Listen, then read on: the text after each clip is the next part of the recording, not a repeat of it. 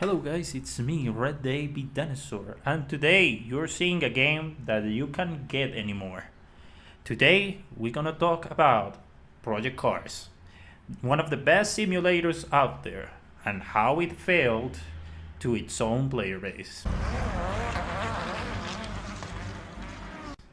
Well, first of all, Project Cars one of those games that was meant to be one of the best simulator out there. If you are one of those hardcore sims, you probably don't gonna like Gran Turismo or Forza Motorsport. You want something hardcore that actually puts you in the boots of a racing driver or that wants to compete in a real world scenario of racing, and it actually succeed on it. Project Cars 1 was one of those hardcore games that was meant to be one of the most serious simulators out there.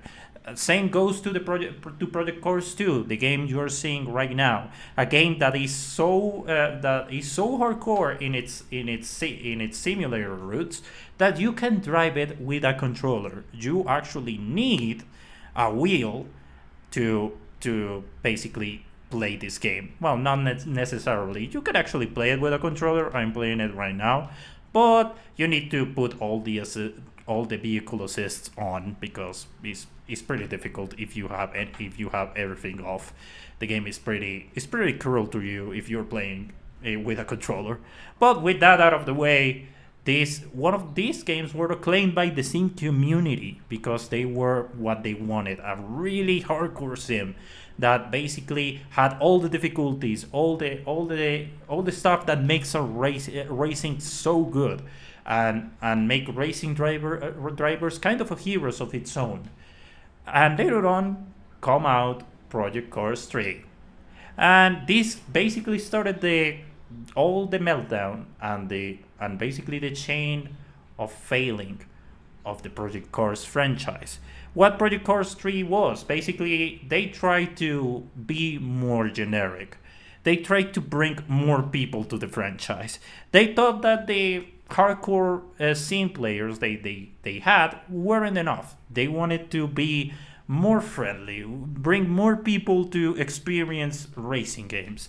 So they decided to make Project Cars 3 a sort of arcade-ish racing sim that was a complete betrayal to the hardcore player base.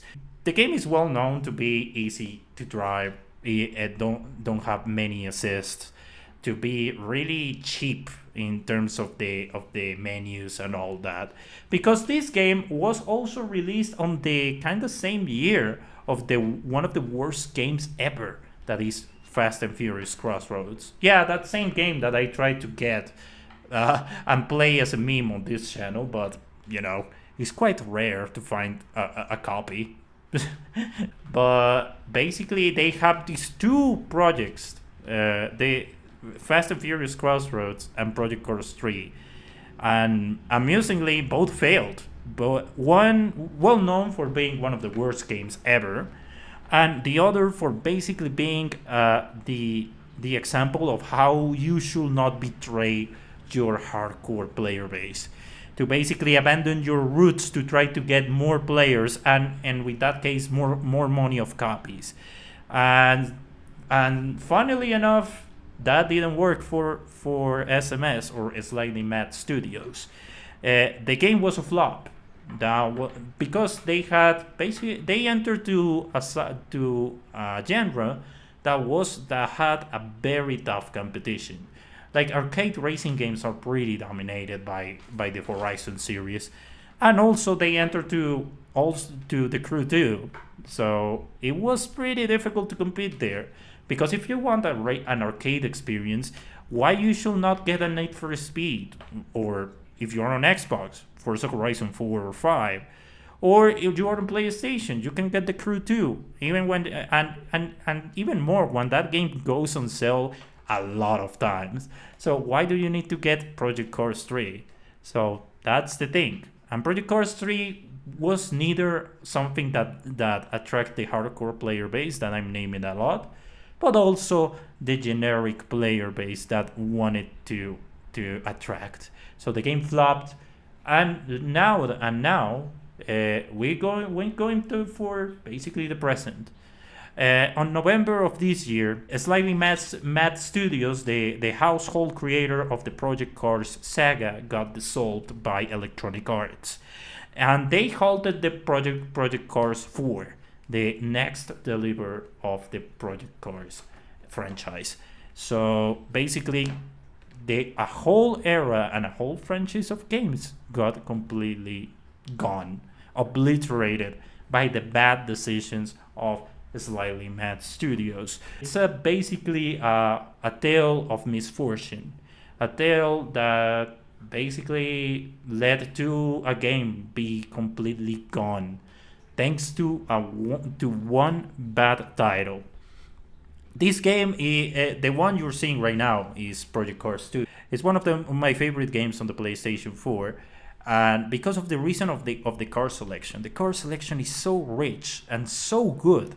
Like they are the only game besides other. I think there are other few games out there with Toyota, with Toyota racing cars, that they have the TS020, the Bentley Speed 8, the Audi R8 LMP, the Banus Esperanti, the BMW B12 LMR, and the Porsche GT198. That is my favorite racing car, and all those, and besides the exception of the Porsche GT1, most of all the cars I mentioned were on really legendary games: Gran Turismo 4, Gran Turismo 2, and Project Cars 2 actually delivered delivered on the car selection that nostalgia I wanted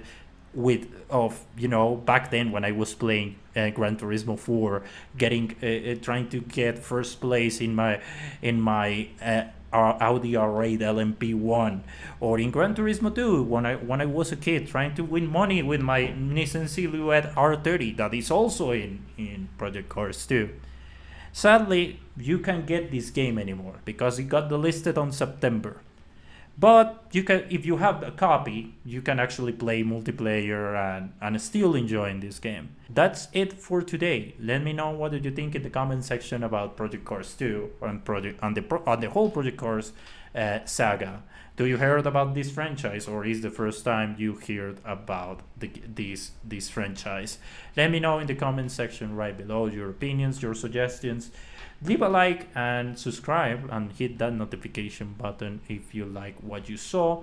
I make videos about and streams about racing games, and pretty much not really only racing games, and also other games in specific. The things I like, I basically put them on this channel. So if you want to be in this adventure, you are more than welcome. So yeah, that's it for today. Thank you very much, guys, and see you on the next one. Goodbye.